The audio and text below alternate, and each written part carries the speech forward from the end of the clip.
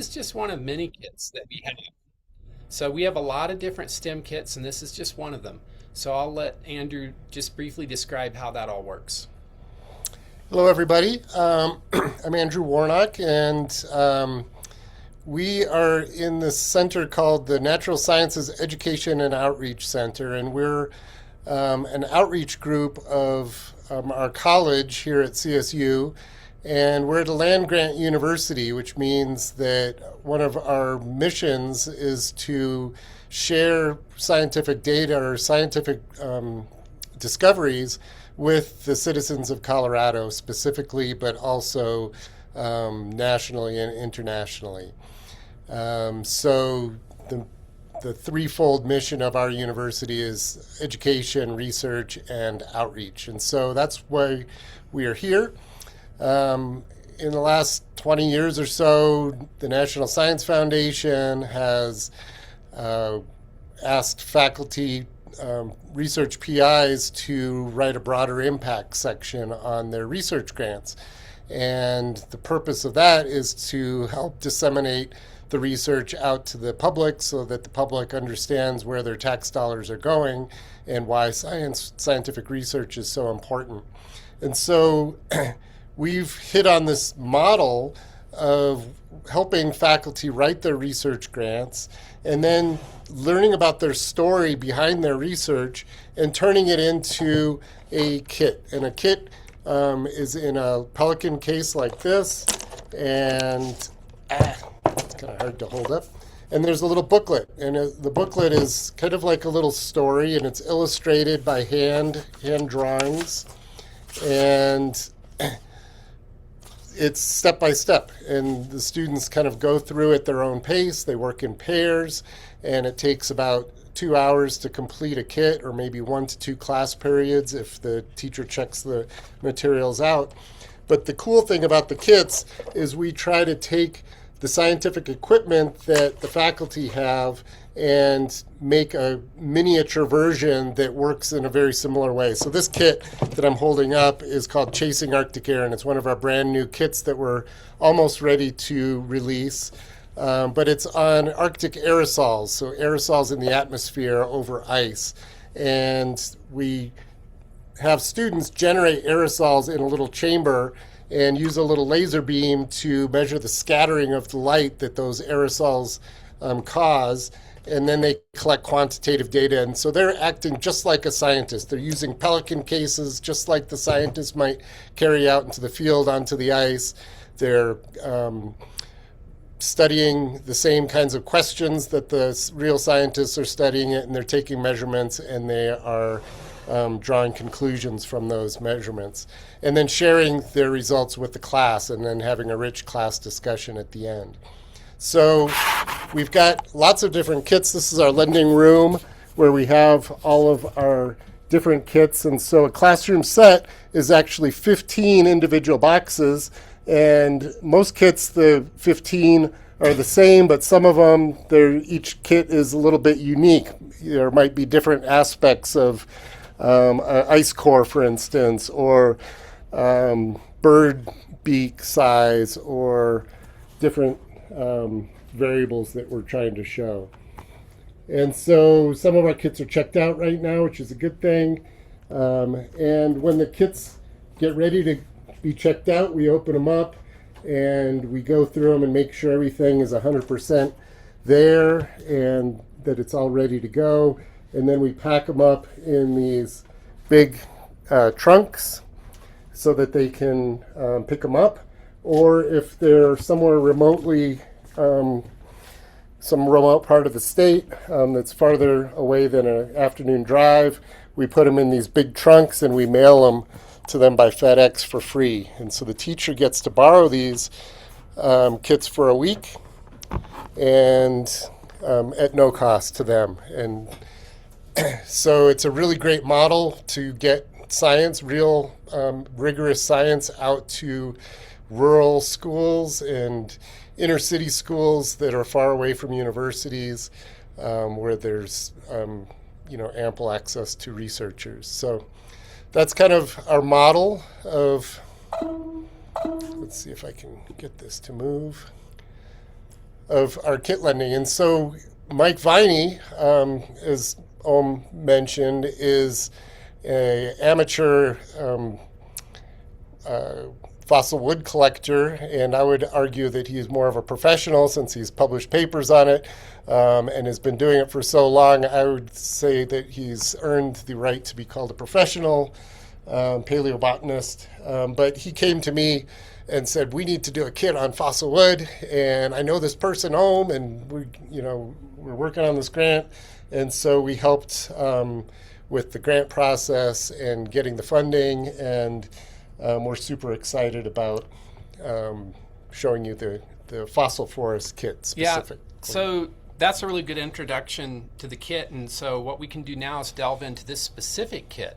So when this kit goes out to the teachers, each pair of students has a kit to open up, and there's lots of different materials in it.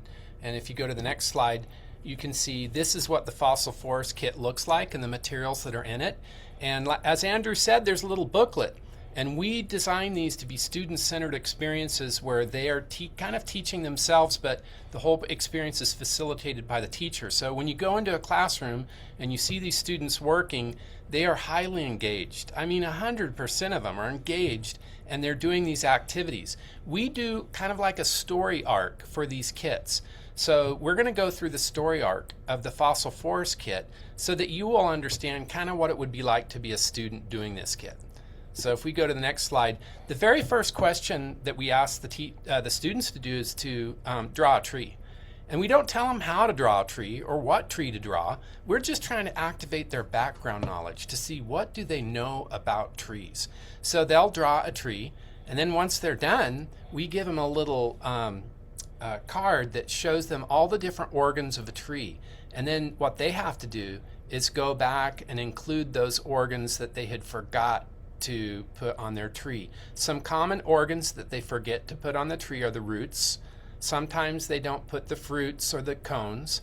And so it's interesting to see how they revise their own work once they look at what they had done and look at a key that tells them the things that should be displayed on the tree in a basic manner.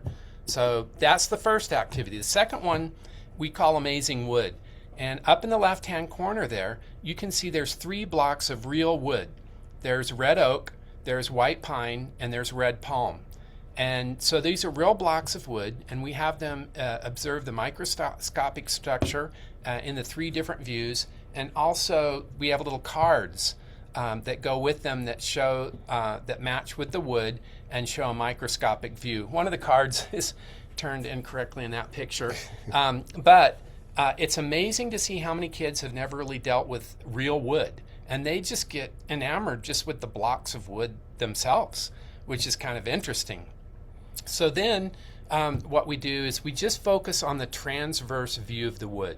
And what we're doing here is, since we have the red oak, the pine, and the palm, we're really going to be teaching them how to categorize wood into those 3 tree types. So let's go to the next one. Okay, so wood over time. This is one of my favorite activities in the kit, and the students really like it, and it could even be pulled out as just a separate activity if you wanted. But Andrew laser cut acrylic rectangles that are actually made from a real image of red oak. So he took an image of red oak that I gave him that was magnified at 10x, and then we laser cut and all the vessels, and the big and small vessels are holes. And so what they do is they put this in a petri dish and they cover it with a feldspar sand mixture. But in the mixture is also some sodium polyacrylate, which is sold here in the United States as instant snow. But you may know it as the material that's in diapers. So it can absorb a lot amount of water. So when they put this water on the feldspar sand mixture with that snow, crystal-like structures form. Well, they look like crystal-like structures. And then when they observe, as you can see on the right-hand side, the student is observing that the holes have been permineralized. So this kind of emulates or simulates the initial stages of the silicification process. And they go on to read that it's more complex than this, and that really there's a little bit of replacement going on. But it gives them the idea that water that carries minerals can infiltrate wood tissue and start to mineralize it into the nature of stone. So let's go to the next slide.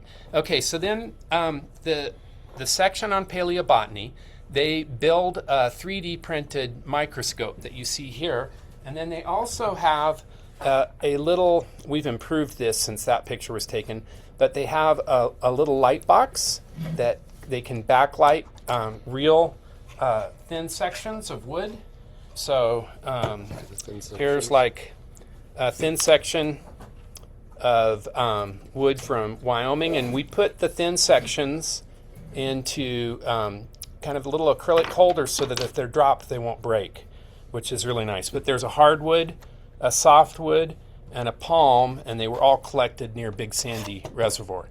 So then they observe the transverse section through the microscope, and they make drawings of what they see too. They get to assemble the microscope. Yeah, we got to go a little bit quicker. Okay. So then, and this one, well, you know, not all schools let students use their phones. Some schools do. And for schools that do let kids use their phones, they really like taking pictures of the fossil wood underneath the microscope. And I think it helps their drawings as well and their understanding of the structure. But the 3D printed microscope is nice because it's high quality lenses and they can view things at both 10 and 20x.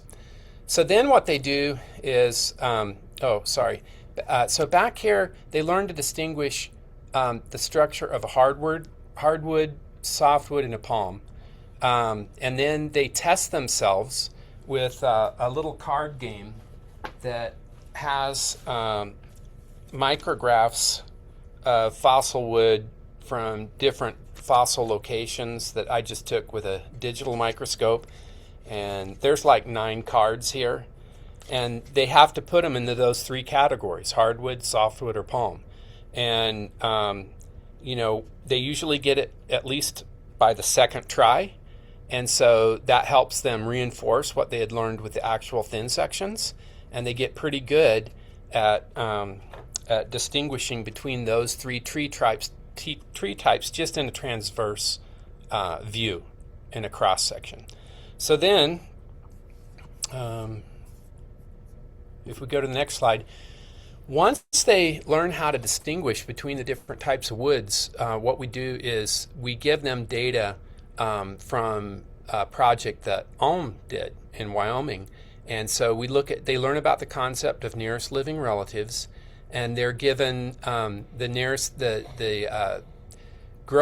preferred growth temperatures of nearest living relatives of fossil wood that you find in southwestern Wyoming. And so then what they do is they make a graph and you can see it in the picture there, where it's kind of like a hanging bar graph where it's showing the different temperature preferences for these plants. And then we have a system for them to estimate the highest mean annual temperature and the lowest mean annual temperature that all of these trees could grow at. Then they look at data from climates that exist now, and they determine that based upon all that information, that it would be a subtropical climate for southwestern Wyoming roughly 49 million years ago. Then they also take the precipitation and temperature data from today in Wyoming, and they find out that that's a semi-arid climate in the exact same location. So then we've got a picture here that an artist made of what Big Sandy may have looked like 49 million years ago. And then on the other side is a picture of Ohm with a National Geographic storyteller at a similar site and the way it looks today, and obviously it's treeless. So they also look at a chart that shows temperature trends using oxygen isotope data through the Cenozoic. And what they do is they use that as an independent line of evidence to see that their subtropical temperatures that they had for southwestern Wyoming were consistent with data that was collected in a completely different way. And so we try to teach them a lot about how science works in these kits, and I'm kind of proud of that part. Actually, George Musto from Western Washington University, said that would be a good thing to include in our kit. So that was cool. He also made the thin sections for us. Then we always end our kit with an interview with a scientist to try to inspire the next generation of people who want to go into STEM fields. So our interview is with Alm in this kit, and the interview is wonderful to read, and it basically teaches kids like what inspired her to go into this field of study, and what excites her about it, and what is she working on right now that's so important and so interesting. So we always hope that these interviews with a scientist will inspire the next generation. We also use these kits in professional development for teachers. So we bring in the teachers, and they experience the kit the same way their students would at their school. We model that student-centered approach. And then after they've gone through the kit, we have a professional scientist who's familiar with this topic and who does research with this topic give a presentation. And Inda gave our presentation for this particular kit, and it was very well received. And the teachers love having that professional development with that student-centered approach, but then also being able to have a real scientist say, this is why that kit is so relevant, and it actually does emulate some of the things that I do as a scientist. So they can make those connections between what they're doing in the classroom and what scientists do. So we think that these kits help to build science identity, which is really important for students, and it also gets them more familiar with plants, because I can tell you, students don't know their trees for the most part, and it's not taught in school. And it's a major oversight considering how important they are to our society, both commercially and scientifically. So I hope that you enjoyed this short little presentation on the kits. If you want to learn more, we do have a website where you can go and look at materials a little bit more carefully. We also have teacher guides that the teachers can look through and learn more about the kit before they do it with their students and have more in-depth information. So we were so excited to work with Puspita and have her take this kit and transform it into something that was more relevant for her local communities. They used a different model for their professional development, which I was quite frankly a little bit jealous of. I wish I could have attended it. But it was a wonderful collaboration between two different countries to do this, and really it all goes back to Dr. Boonchai. She's the one that made this all possible with her grant. And it's so funny, one last story. As we were setting up, Andrew said, Mike, you need to get a couple of the kits out so that we can show the people who are in the presentation. And I looked over and they were gone. And I don't know if you noticed it, but they're packed to go out to a school. So they'll go out to a school, they'll be used, they'll come back, we'll refurbish them, and then they'll be checked out again. So thank you so much. I think it's we've used a little bit more than our time. I apologize, Puspita.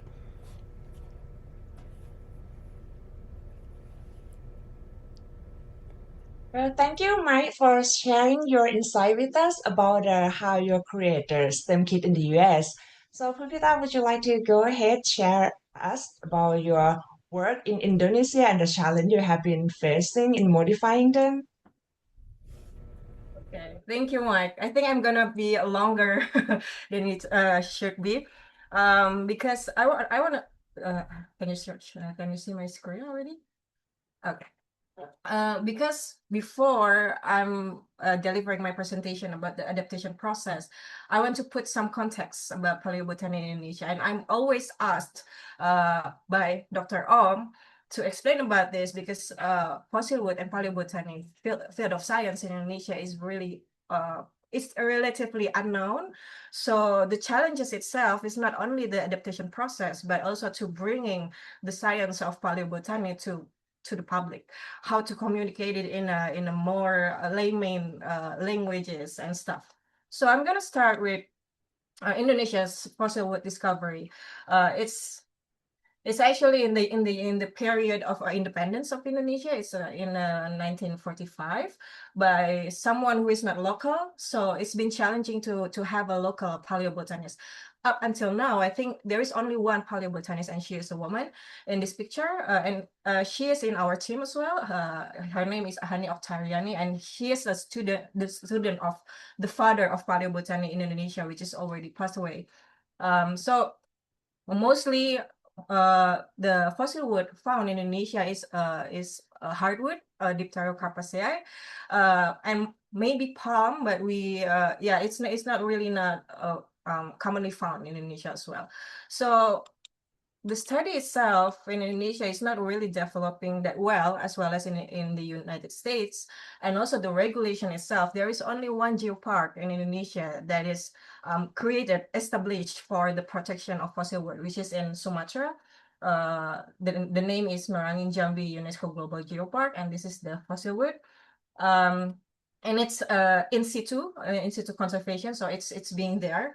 But the regulation about fossil wood itself is a quite a gray area. There was a time when fossil wood was banned from export and import trade, but now it's being included again. So you can find a lot of fossil wood traded for very, very cheap a price in our e-commerce and many platforms, and without being researched first what kind of food it is, which period they are coming from and stuff. So yeah, we lost a lot of scientific knowledge in Indonesia. And also there was a report from Business Insider how risky it was. Oh, sorry.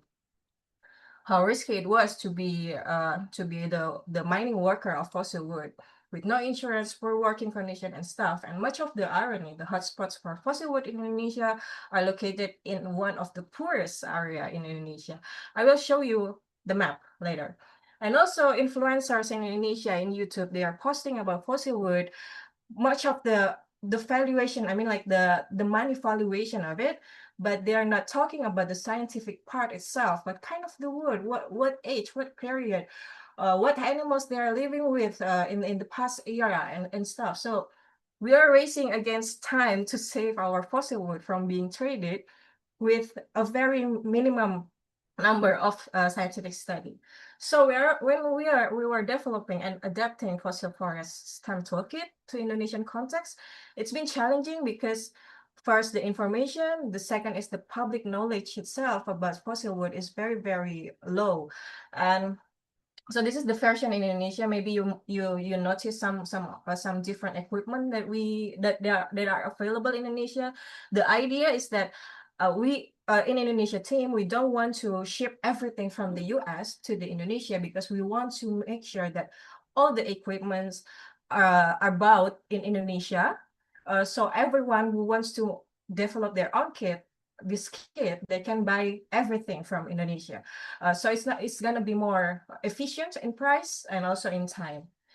So the modification process, the information and detail exchange between US and Indonesia team took a lot of time.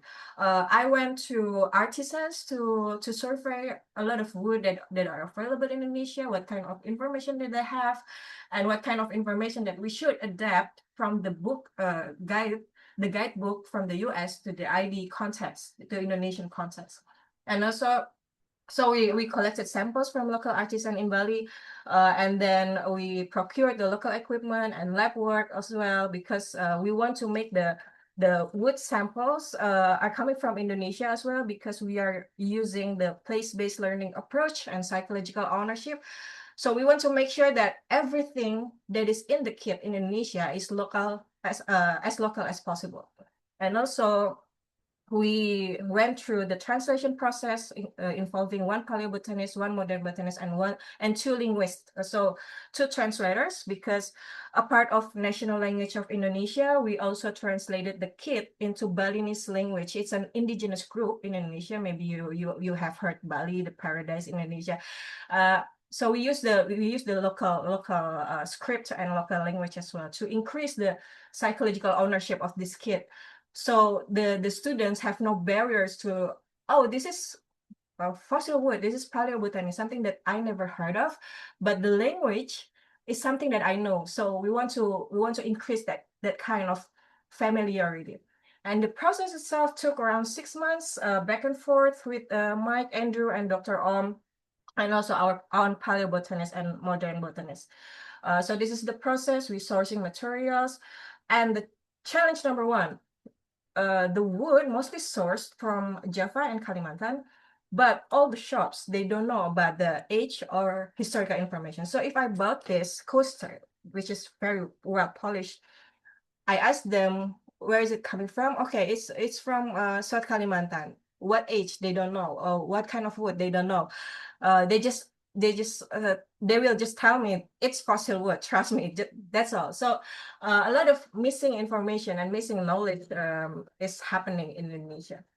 And yeah, we found no conifer wood, softwood. So that's also a challenge, because in the kit, Mike already explained that there are three kind of wood: hardwood, softwood, and also palm. But we have no conifer. So the conifer wood slides were made by Dr. and the team in the U.S. And that's the only one part of the Indonesian kit that was being imported from the United States.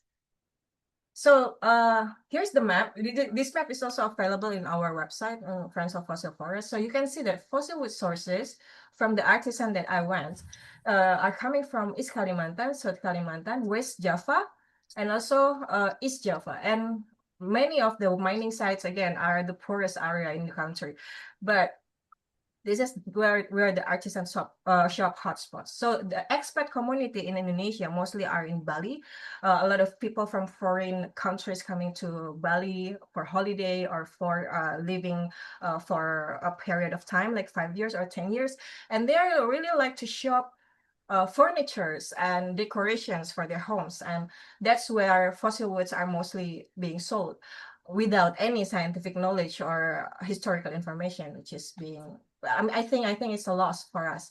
But you can see, like, the geopark is located here in Sumatra, and we also have one museum in Sulawesi that has fossil wood collection, and also we have like prehistorical site in Flores, is Nusa Tenggara here. This is actually where I mainly work, but mostly unexplored in the west area.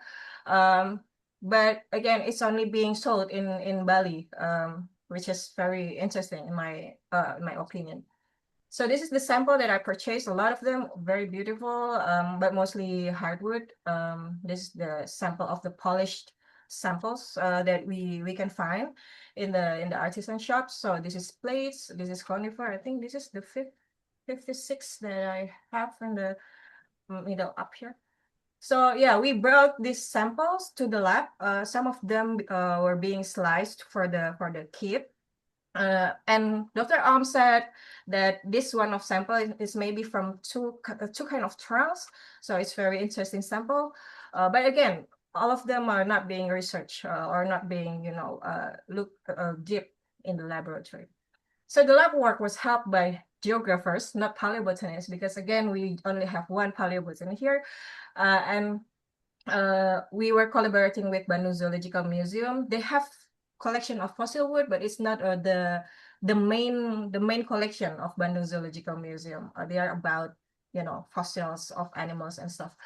But the conifer slides were made and shipped from the US because we don't have conifer fossil here up until now. And another challenges are different available equipment. Like you notice that the microscope that the US team used is really good lenses. You can like take a picture from the phone, but we don't have that kind of resources in Indonesia. So we tested out some of the mini microscope that are available on e-commerce. We tested 3 types and we ended up with one. But yeah, it's pretty okay to be used. Another part is that this 3D printed model of wood vessel, it's not really as detailed as in the US. If you see the small vessel, it's not really have a hole in it, because the 3D printers available in Indonesia is not really as good as in the US. So it's another challenges. But I think well, the amazement in the process still is really good for the students. I agree with Mike that it's the most favorite part for the students as well. So, and another part is woodworking workshop for non-artisan products in Bali is very limited in the area. So we polish the modern wood cook on our own, which is very which is very difficult and took a lot of time. Challenges number 2, lack of local data. So Mike and Andrew showed us these two pictures, the modern pictures of Wyoming site and the reconstruction in the past. And to my knowledge, that this kind of reconstruction requires a lot of data. What kind of plants that's being there, the water and stuff, and we don't have that in Indonesia. So we keep these images to be used in Indonesian kid, and it made students confused because where is Wyoming? They're not familiar with the U.S. geography, so it's like I noticed from the faces of the students that, oh, okay, this is not my place, this is not my country, okay, that's all. But we're hoping that they're still get the idea that what any places in the past may look like very different to the current situation. And also the data here, like the one that Mike and Andrew showed us, we don't have that in Indonesia. And again, I think it was quite difficult for students to grasp the idea of different climates. But yeah, that's another challenge. We couldn't recreated this in the Indonesian context. Challenge number 3 is language barriers. A lot of paleobotany terminologies are in English, of course, and we don't have that in Indonesia language and Balinese language. So this script is not Thai language, it's Balinese, and a lot of time that my linguist trying to just translate it letter by letter with the terminology. So that's another challenge. But all in all, the workshop went well, and we so this is the highlight that you can see. After the workshop, we also visited a museum that have a collection of fossil wood, but unfortunately, the fossil wood is coming from Brazil. It's not from Indonesia.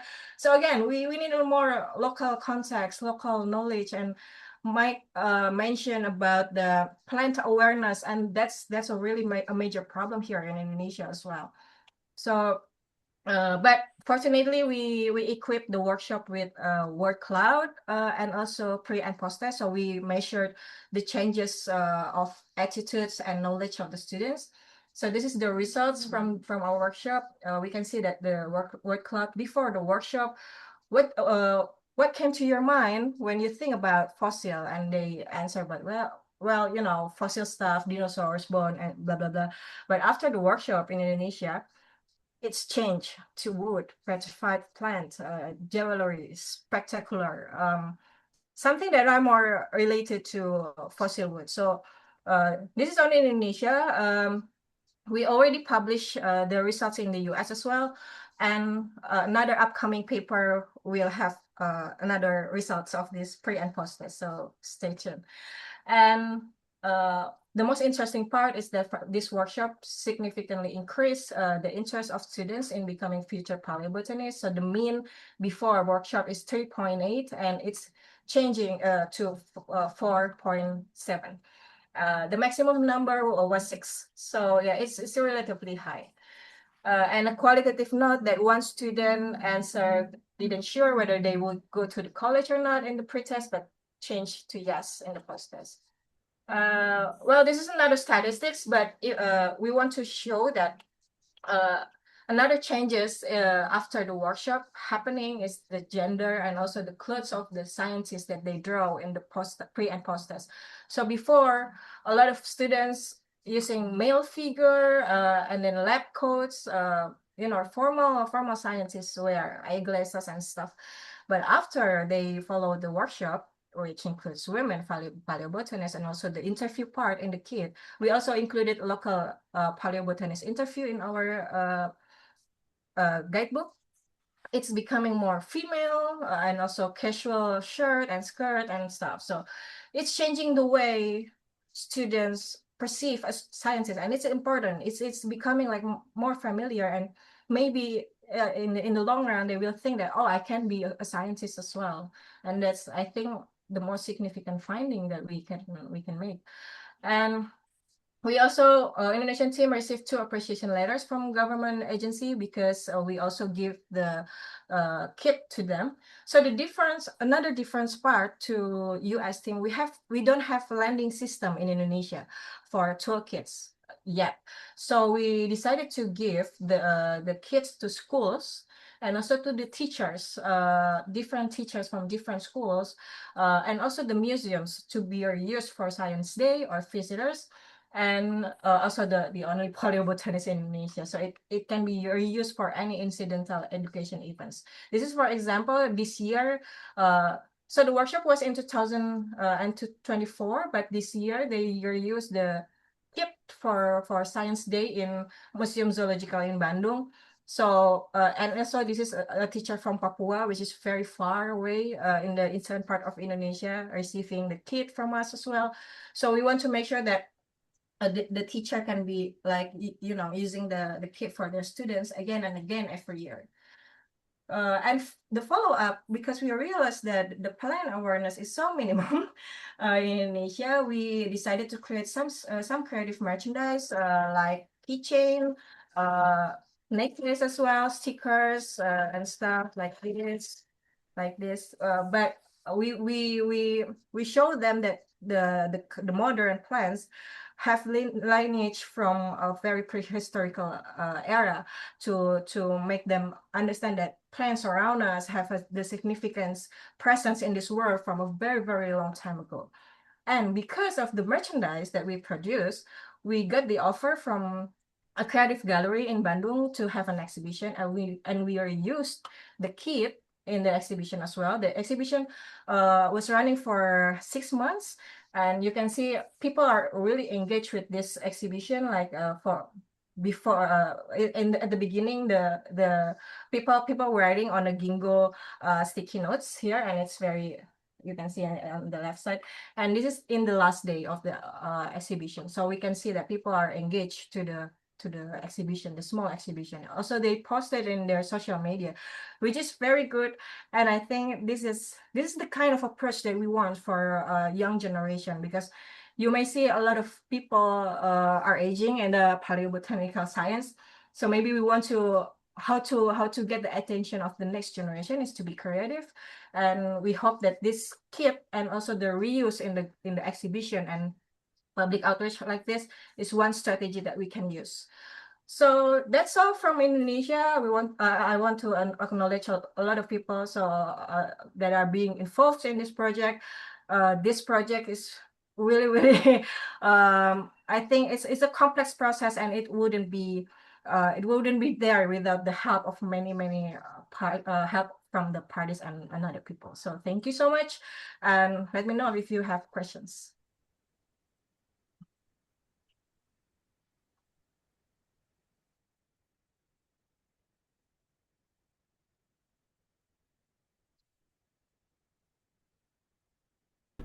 So one of the things that was kind of interesting going through this process is I failed to mention in both Pespita's kit and the kit that we have, there's at one point the students are looking at the microscopic structure of wood, and we gave them clay and different diameter straws, and they were to choose either the hardwood, the softwood, or the palm and make a 3D model of it.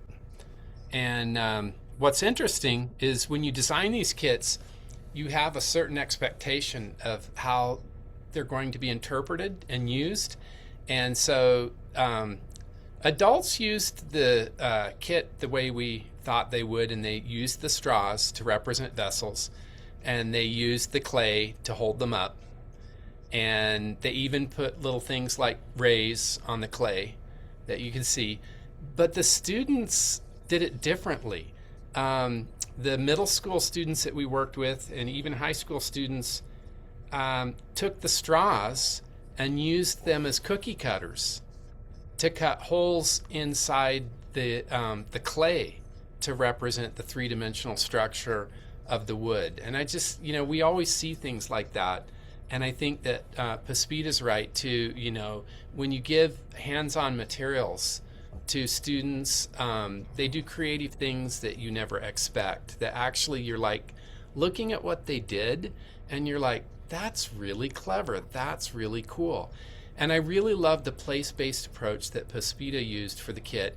It was our intention to do that as well, because we developed the kit for some students in Wyoming. So for them it was place-based, which means you're taking what's rooted in their local environment and using it to teach them scientific concepts, which is really powerful because it helps them connect what they know to what they're learning. But our kit is probably used more by students in Colorado. We hope that changes a little bit. But Alm and I also used it with graduate level students from Germany at a camp in Thermopolis, Wyoming. And it was really helpful even with adults, because they went through the kit before we went out and did field work with hand lenses and specimens. And it actually helped prepare them to be, to better enable them to identify or at least categorize the fossil woods they were finding in a broad sense. So, and Ohm also did some other clever things as far as the curriculum for that whole experience. But I don't know, this has been so fun to do this kit and to see how well received it is in different countries. And so, yeah, I don't know. Hopefully there's some questions. That would be great if someone has a question. Yeah, thanks, Andrew and Mike and Puspita. Yeah. That's been amazing to have you talk about the kits. For anybody in the audience, if you guys have a question, please feel free to use the react function to raise your hand, and we can take your question that way, or write a message in the chat and we can read it out.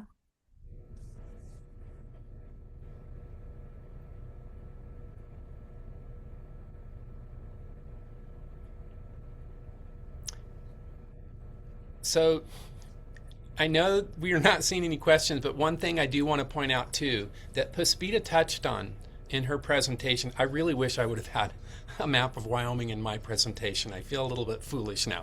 You did so good, Puspita. But something I did want to mention is it's kind of interesting, the differences between countries and how we deal with our fossil deposits.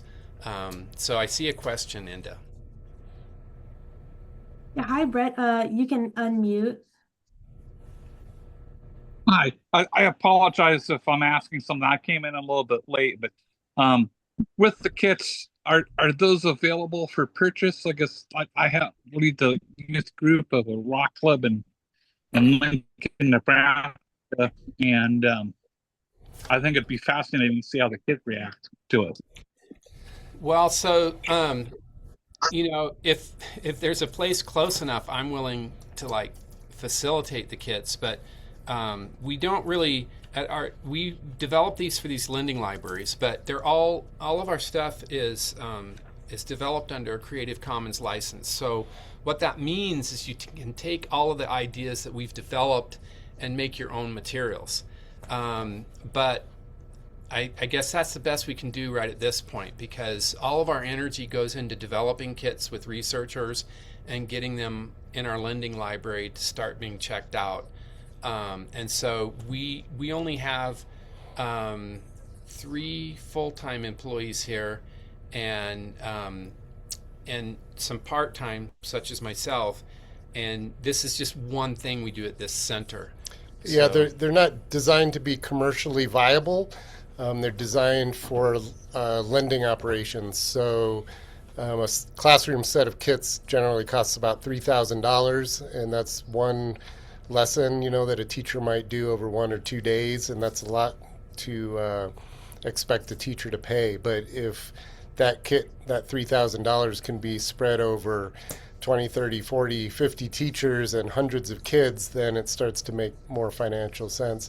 We just Pospita. But by the way, too, there is no cost. Just to be clear, there's no cost. The kits are checked out for free, and then they're returned to us for free, because we even have labels for the mail for them to stick on to the kits. So there's no cost whatsoever to the teachers, and all that is run through the grant money that we bring in. But we've been doing this for how many years? Close to 16 years now, and they're super popular. We have 20 kits at least. At least 20 kits, all different national science standards are covered. But if you reach out to us, we'll be happy to share the 3D printing files and, share ideas on how we pulled it off.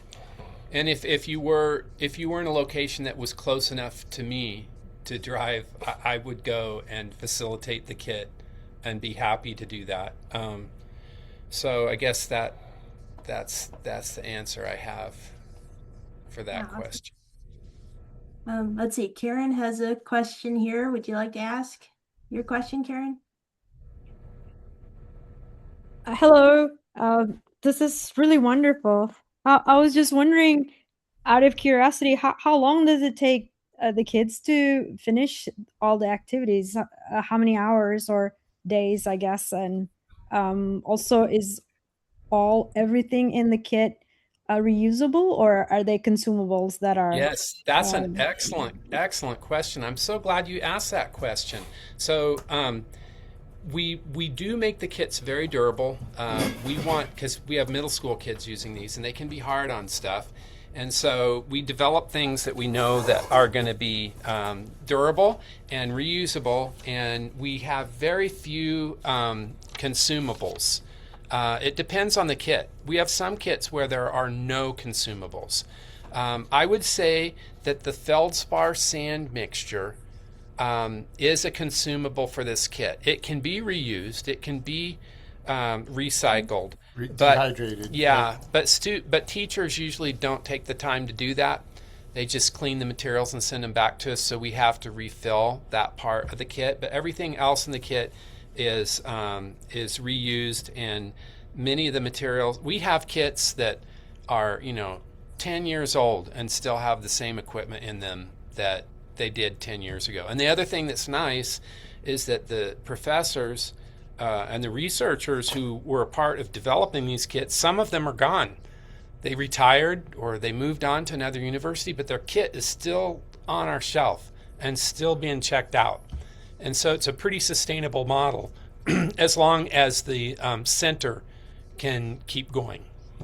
Yeah, when we started this whole model, we were concerned about breakage and theft and misplaced items, but that turned out to not really be the case, because most teachers that borrow the kits realize that it's really special to be able to borrow them and use them in their classroom. So they ask the students to be really extra specially careful, and the students rise to the occasion because it's so novel. Their hands-on is going away in a lot of American schools and going towards virtual simulations, online things that aren't very engaging. Whereas when we put the kids in front of these kits, they fumble around at first, but they're laser focused on following along with the story and making sure they're doing things right. And another part to that question was how long does this kit take? Well, at our center,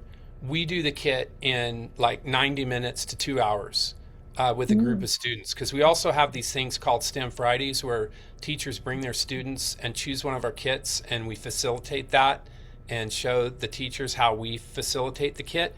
But if I'm a teacher who checks out this kit, how long the kit takes is can be different, because if I'm on a 45-minute period for my classes, I can't do the whole kit at once. So I have to find a stopping point where the kids will stop, and the next time I see them, I'll do the rest of the kit. Or I might distribute it over 3 class meetings.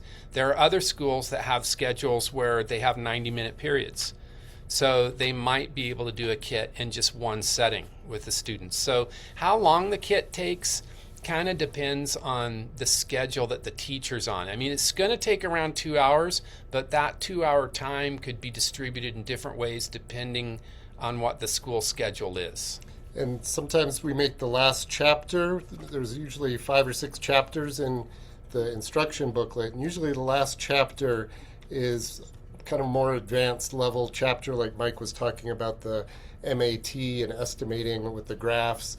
That might be a little challenging for 6th and 7th graders, but they can certainly do it if you have enough time. But sometimes teachers will just skip the last chapter, but they still come away with a lot of the learning objectives that we're hoping to hit. Wonderful. Thank you. Mm-hmm. I failed to mention Sarah? that. Sorry. Yeah, I want to add something. The time in Indonesia was 2 hours sharp, but I think the difficult process was because in our middle school in Indonesia we don't have geology subject. We have general geography subject, but so our instructor also made like an extensive explanation about the geological process, which is not available in the school already. So we were thinking that maybe, I don't know whether the age is significant for us to decide which graders that actually fit for this kid. So this has been my question as well. And I know that Sarah had a question too, but I just wanted to also say that another model that Alm and I used was with the German students from Germany that were college level age. So we did the kit with them, and then after the kit, we had probably 30 hand samples from different fossil deposits from around the world. And we said, okay, now categorize these as hardwood, softwood, or palm. And they almost got 100%, but I had thrown some stuff in there that wouldn't be in any of the categories. So like tree ferns. And they usually would say, this is different, I don't know where to put it, or they would try to put it with the palm. But it was interesting to see how quickly they learned to be able to put the fossils within those 3 categories after doing the kit. And some of these geology students had never studied plant structure. So that was pretty, I think, pretty amazing that it helped them get to the point where they could do that. And I think Sarah had a question about maybe do we have outreach centers like this in other states in the United States? And I guess that's a question for Andrew. There's lots of outreach centers at big universities, and some of them will have kits that they lend out. Some will have fossil kits that you can check out, and it comes in a trunk. And but usually those, or you get one of each kind of fossil, and you have to share it and kind of have students rotate through the different fossils, and that's a really great way to share those resources. We're not aware of any other university that's doing kind of storylines, like a National Geographic magazine article is kind of like what our kit is emulating, where you learn that you understand the story by doing the experiments, not just by passively reading or watching a television show. So yeah, I think I think that's part of the appeal of these kits and why they are so successful. I'll chime in a moment here and say that it's not my realm of expertise. I don't know too many lending libraries like this, but here at Idaho State University in Pocatello, here in Idaho, we do have a kind of similar program where we do have some kind of different science kits. A lot of them are more paleontology focused. But those get lent out more locally, and we sometimes do events like that with the school, but they get kind of reused. But it's nothing to the scale that you guys at Colorado State have. So it's definitely not something I see commonly, but I've kind of heard about it here and there, and we have something similar here at Idaho State. I wish it would spread. I think it's a great model, and so we're trying to share the model, widely. I think that's all of the faculty come up with the content for our kits, but the model is the standardized size of the box and the size of the booklet, and the fact that the 15 kits fit nicely in a big case like Russian dolls. You open one kit and there's more pelican cases and so on. So. Well, there's elementary curriculum in the United States that uses kit models, and some districts, and mine included at one point, had these kits for K through 6th grade, and they covered different subjects, and the whole model was similar to what we do here. But those companies like FOSS and GEMS and Insights who build these kits are struggling right now. And we've talked to some of the representatives of these companies, and they're very concerned because they said, people are just abandoning hands-on science and in favor of online virtual stuff. And I think that is unfortunate and a big mistake. It's, schools are hurting for money. So one of the reasons they do this is it's more economical. And you don't have to replace materials and keep the kits in good shape.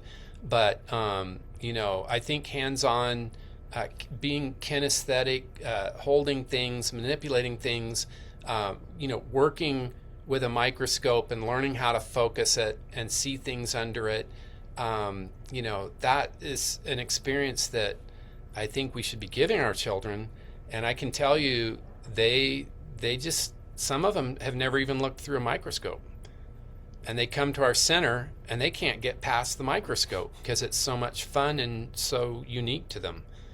And so, I don't know, I think that we all need to advocate for our educational systems, and specifically for science, and to teach people how science works, to teach people why it's important, to give students the idea that they can measure things and they can see patterns in nature, and hands-on is really the best, most effective way to do that, in my opinion.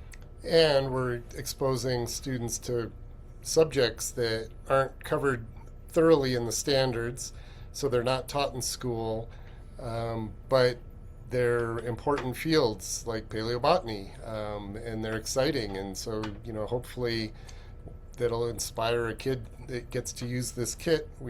That's why we put so much effort into making it tactily interesting. Yeah, and some I guess we need to be collecting a little bit more careful data during our STEM Fridays, but I'll just never forget a recent STEM Friday we had when we did this fossil kit, and there was this young girl. I think they were middle school kids, and when it was all done, she came up to me and she just said, she says, I didn't even know this was a thing. And she said, I want to be a paleobotanist. I want to do this. And it's just like so cool to see a student have that reaction. So she had pterosaur earrings on. Oh yeah, she did. She did. So she was kind of already a convert, but yeah, at least for dinosaurs and reptiles and stuff. Right. But she couldn't believe the plants, because a lot of kids don't know, and even adults don't know, that there's cell structure there often that's really beautiful to look at and informative, and that is a cool thing.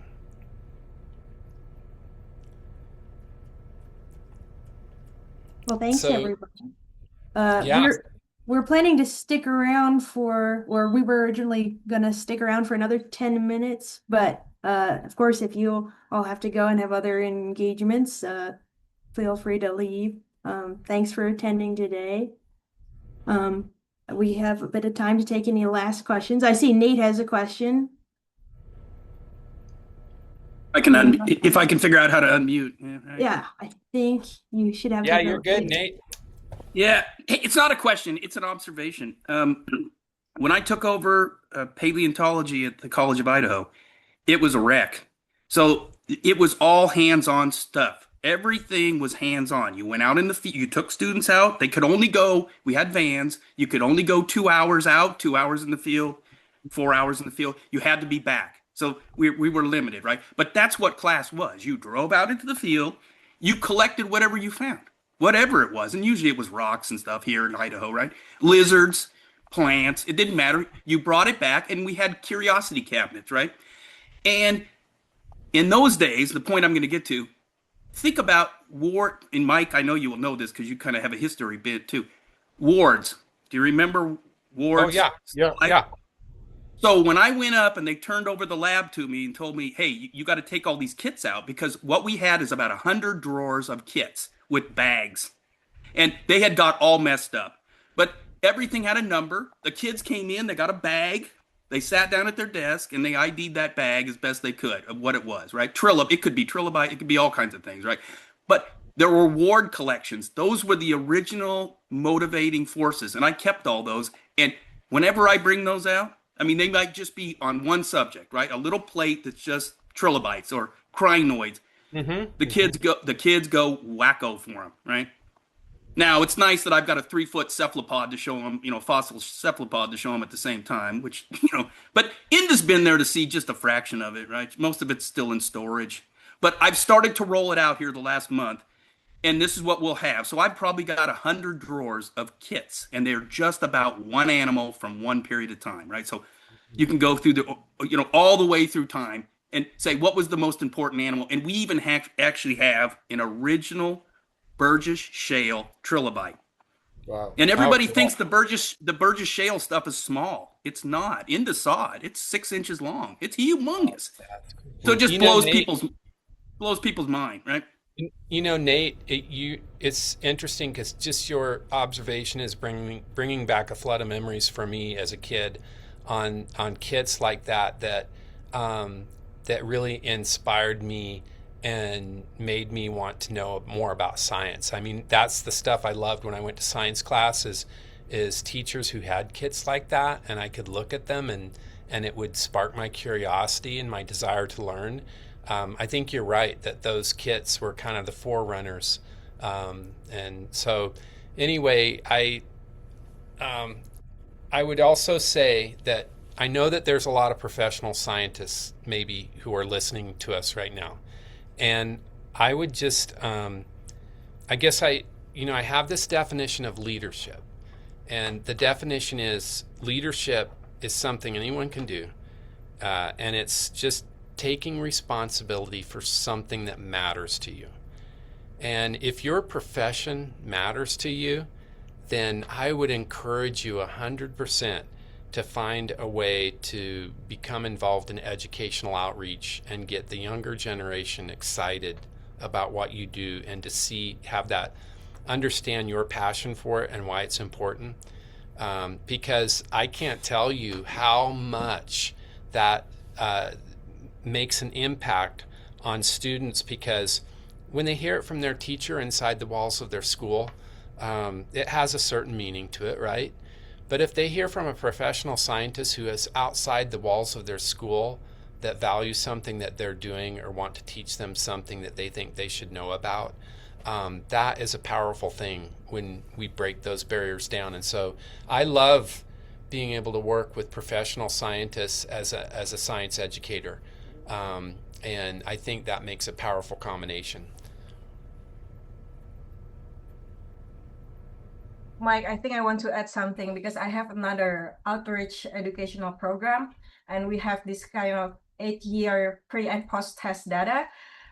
Whenever the material is given by professional scientists outside of the classroom, the results of the post test is always better than the teacher delivers the materials, and it's scientifically proven. So it's really interesting, but it's sad. I mean, like in one thing, how can we train our teachers to be as excited as we are, right?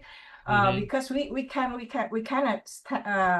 stay in all of the classroom, but we want to make the teacher also deliver as good as we are. So yeah, I think that's another reason why research universities and museums, it's so important for them to have professional development for teachers, because often as a teacher, you may have gotten a degree in biology, say, and you're teaching middle school or junior high or high school, and all of a sudden one of your classes that you're teaching is meteorology, and you've never even had a meteorology class, not even in college. And so you're staying a couple of days ahead of the students, learning about low and high pressures and cold fronts and warm fronts. And I can't tell you how often that happens. I mean, there is a limit to how much you can teach outside your expertise, like here in the United States.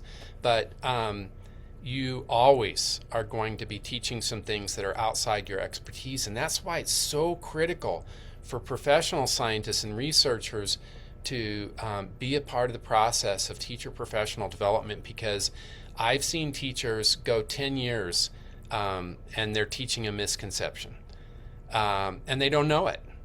And it's because they never got a degree in a particular topic that they're teaching. And so, I think there needs to be a strong connection between professional scientists, researchers, museum specialists, and just classroom educators, and they eat it up. They want to learn stuff, and sometimes they have expertise that we don't, so we can learn from each other. We've noticed in our professional development, when we do the kit first, and then we have a dinner break, and then the scientist comes and gives the lecture, that the questions that the professor gets are so much more rich than if we did it the other way around and started with the lecture and then did the kit at the end, because they've already had the experience with the kit and now they understand what the professor's talking about. Makes a lot more sense, and then the questions just start flowing. Yeah, and the professors also, I think they're happy because they're like going, oh my gosh, this audience likes what I do. They're interested in what I do. And they get it. They don't want to leave when it's over, and they're taking notes, and they have good questions, but it's because they just did a kit that focuses on the main research or a particular aspect of research that person is doing. And then when they take the kits back to their classroom, they're one step removed from that researcher, so they know they can tell their students, oh, I met this researcher and heard this amazing talk, and it was really cool, and it recharged my batteries. So yeah, I really appreciate the questions. Yeah, fabulous questions.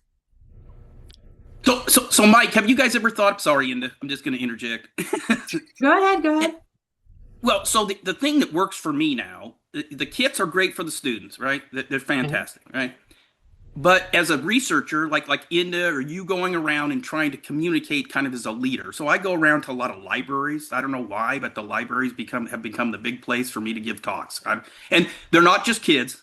They have adult sessions. And I've got to the point where I only do the adult sessions. And there's a reason for that. But I have, and I can send you pictures of them, what I call traveling displays. I think I showed Inda some of them, but maybe not. They're in old pinning cases. They're in these insect pinning cases, so they're not very big. They're like 2 feet across, 2 inches tall, and 2.5 feet long, and they have a glass top.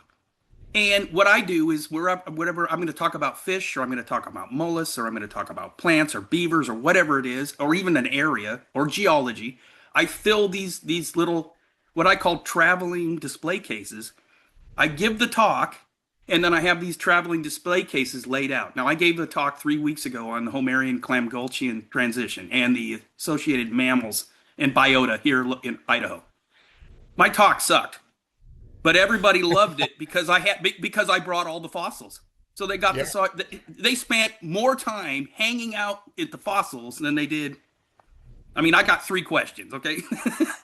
Yeah, but it's they just wanted to have me shut up so they could look at the fossil. That's all they cared about. But when they look at the fossils too, Nate, they start asking questions. Oh no! It went on for 4 hours almost. And you're there to answer them. So I love that model. I think that's great. Exactly. Yeah. Well, and so we have what we call master naturalists here. We have a master. Oh yes, so besides our. So the Dilhoff people and the Leopold people and everybody working on Picket Creek was here for the talk. I didn't know they were going to be here for the talk. That's awesome. So I got inundated with that, but the mammal people were all here, and there's 3 or 4 that spun off into 3 or 4 research projects with professionals and semi professionals. right? And, I would say too, Nate, you brought up a really excellent point that I just want to put an explanation point on. For the first time this year, I taught a class to older individuals who just want to do their continual learning.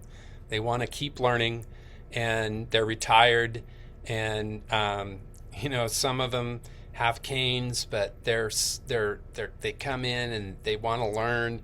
And I think the people that I did this course for, I told them about our kits, and they're like going, well, why don't you do some of these kits with our older population, because they would like them too. So I think I'm going to give that a try. Continuing education is so important. Mm-hmm. Libraries. Those people vote. Those people vote. So we need them voting for pro-science things and. Well, I'll tell you what, Mike. When I'm in a nursing home, if you bring me a kit, I'll probably donate some money to you. Okay. Well, yeah. I just want us to promote illuminating reality and get past some of the silly politics that we have right now that are dangerous. But anyway, I can't get started with that. Thank you so much for having us. I mean, this was great to share what we're so passionate about. Yeah, thanks everybody. It's been great to have you and Andrew and Puspita talk. I think with that we're at the end of our time here. But if you have any other questions, please feel free to reach out to us and check out our website to see some of our recent projects. So take care, and until next time, guys. Thank you so much. Thank you, everyone. Thank Bye. you. Thank you. Bye. Bye. Thanks. Thank you. Take care. See you Bye. tomorrow. Bye.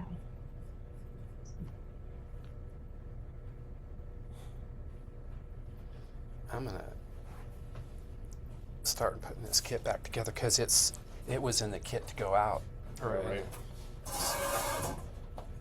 Oh yeah, so it's good we have the